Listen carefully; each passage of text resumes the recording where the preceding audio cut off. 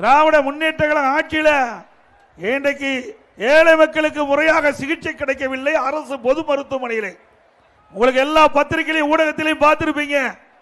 இன்றைக்கு சீர்காழி அரசு மருத்துவமனையில் அந்த மருத்துவமனையில் ஏழை குடும்பத்தை சேர்ந்தவர்கள் தான் அங்கே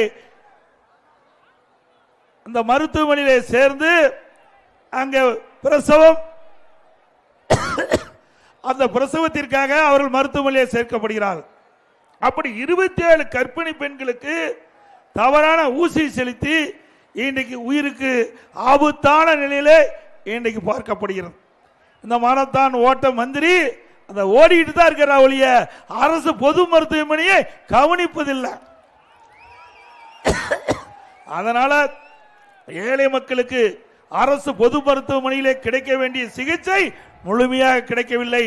27 கர்ப்பிணி பெண்கள் இன்றைக்கு இந்த ஆட்சியால் பாதிக்கப்பட்டிருக்க என்பதை நாம் எண்ணி பார்க்க வேண்டும்.